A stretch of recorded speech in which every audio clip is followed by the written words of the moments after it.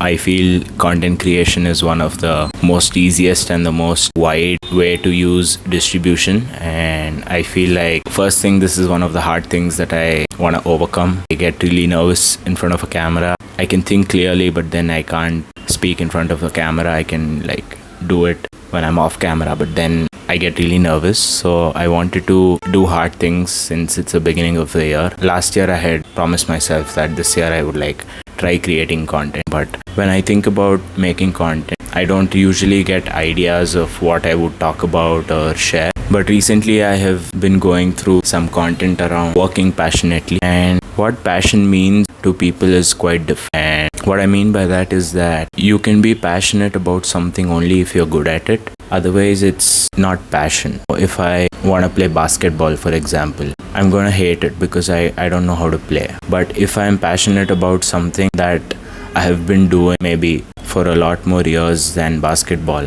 I would be passionate about it. For example, writing on Twitter. I love doing it. It's not like I'm doing it to get recognition, I'm doing it to get views, likes, nothing. It's for me to just articulate my thoughts, because thoughts are usually bullshit, right? It doesn't make sense when you write about it, or you articulate it in such a way that you can remember the whole context of it. That's usually a form of learning, active recall.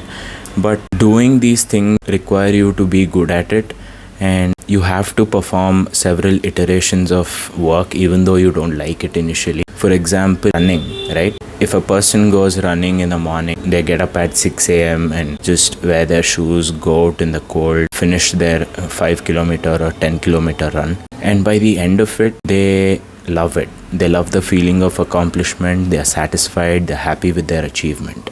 But then while they are running, it's painful, it's cold, they hate themselves. So while the journey is on and you hate something, but then in the end, at the destination, you feel like, wow, this was worth it. That's how you do it the second time. When you do this for a long period of time, you will continually feel a lot less pain during the journey, because you think about the reward. You think about the satisfaction that you get after running a marathon or a half marathon. That feeling is beyond anything that you go through during running.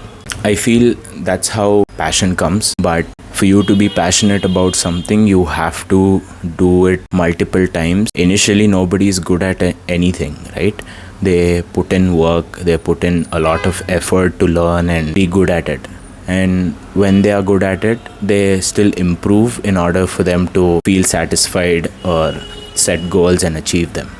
I feel that's how passion comes in. But initially, it's just doing hard things, even though it's hard, just for the love. Initially, you don't think about running a marathon. First, you think about running a 2 kilometer, then a 5K, then a 10K, then a half marathon, then a full marathon. That's how the steps are. If I start running, maybe if today I say I'm gonna run a marathon, there are high chances that I'll get injured. But if I set a realistic goal saying, okay, this week I'll run 2 5Ks, maybe next week I'll try to run a 10K, and after a month probably I'll try a half marathon, there's a high chance and probability that you're gonna run a marathon after probably 6 months, because you've put in effort in continuous amount of time in order for you to achieve this goal of yours. But then all of this effort was based on a feeling that you're going to get satisfied and you'll feel accomplished by the end of the marathon that you'll run. And when you think about the reward while you're working hard, or just, I call it suffering, that's when you feel like you're passionate about it. Personally, I think running is a great example for it. We hate it while we are doing it, but then in the end, it's wow, it's great. I'm going to do it again tomorrow.